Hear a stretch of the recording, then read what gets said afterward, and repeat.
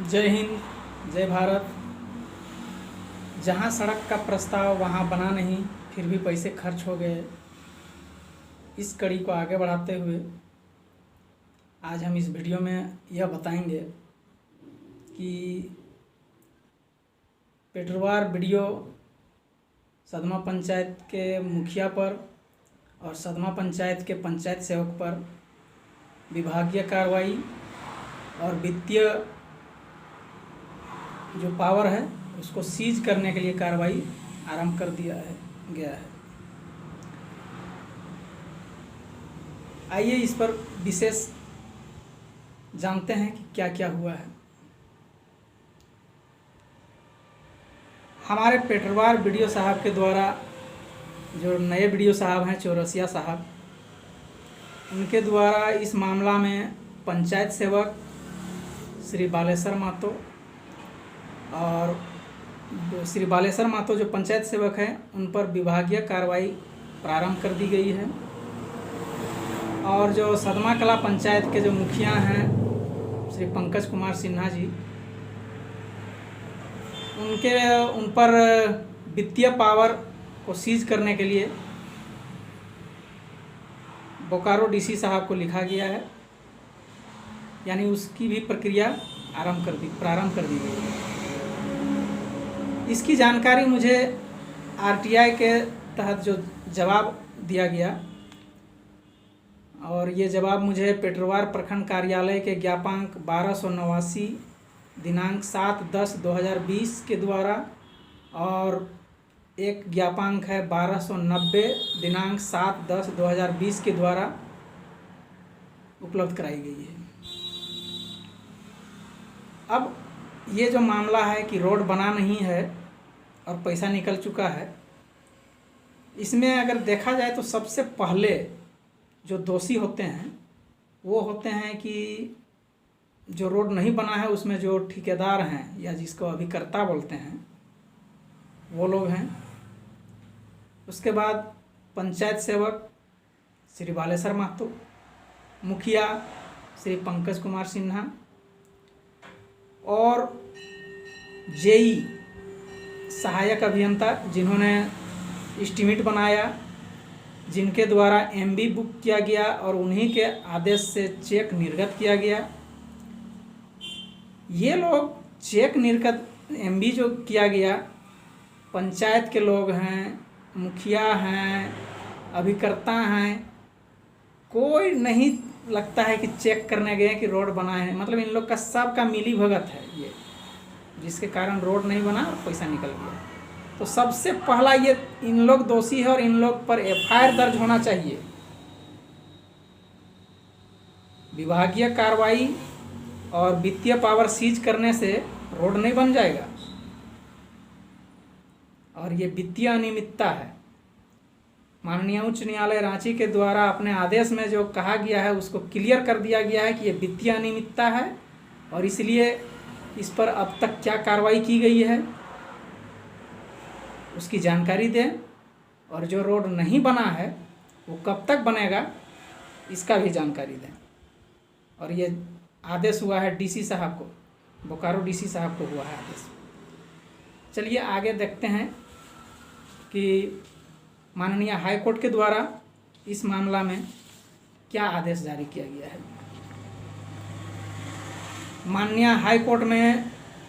दिनांक 28 मार्च 2019 को माननीय जस्टिस सुजीत नारायण प्रसाद के द्वारा ये आदेश जारी किया गया है। Grievance राइज्ड by the petitioner is that in capacity of the village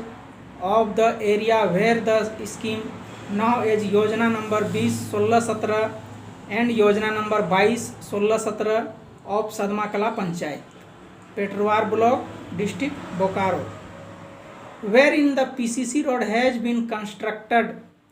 and accordingly the work order has been issued in favor of the agent through panchayat. But according to the petitioner, the construction of the aforesaid PCC road has not yet been completed. but the entire money has been disbursed in favor of the executive agency. Counter affidavit has been filed wherein stand has been taken the paragraph 11 that as per work of Yojana all work has been completed by the concerned agent and no any work is pending as government scheme except work of Yojana number 19 2016 2017 has not been complete as per the work order and the came to the fact notice for so cause issued by the respondent to the Mukhia. Void letter number 1530 dated 8/11/2017 and the matter is sub judice. In view thereof, in such a situation, since the serious allegation of disbursement of money has been alleged, even though PCC road has not been constructed over the aforesaid scheme, the money of disbursed, which is a cause of serious concern. Therefore, the Deputy Commissioner Bokaro is directed to furnish a report to this court as to what appropriate action has been taken against the agent and also apprise that by which time the complete road will be constructed. Let the copy of the order be served to the learned government pleader 5 appearing of the state respondent. अगर साधारण भाषा में इसे कहा जाए तो इसका सारांश यही निकलता है कि हाई कोर्ट के द्वारा अपने आदेश में ही क्लियर कहा गया है कि काउंटर एफिडेविट जो बीडीओ साहब के द्वारा, डीसी साहब के द्वारा, जिला पंचायती राज पदाधिकारी और एसडीएम बेरमो टेनुघाट के मार्फत से, इन चारों के मार्फत से जो एफिडेविट फाइल किया गया है उसमें पैराग्राफ 11 में आप स्पष्ट किए हैं कि जो भी मुरारी प्रसाद आरोप लगाए हैं वो सब बना हुआ है सिर्फ योजना संख्या 19 16 17 को छोड़ के। इसका अर्थ है कि योजना संख्या 19 16 17 रोड नहीं बना। इसी को आधार मानते हुए माननीय उच्च न्यायालय के द्वारा बोकारो उपायुक्त महोदय को यह डायरेक्शन, यह नोटिस जारी किया गया कि आप बताएं कि जो रोड नहीं बना है और जो रोड नहीं बना है उसमें जो दोषी हैं उस पर अब तक आप क्या कार्रवाई किए हैं और रोड जो नहीं बना है वो कब तक बनेगा, इससे संबंधित आप एक रिपोर्ट कोर्ट में दाखिल करें। लेकिन आज तक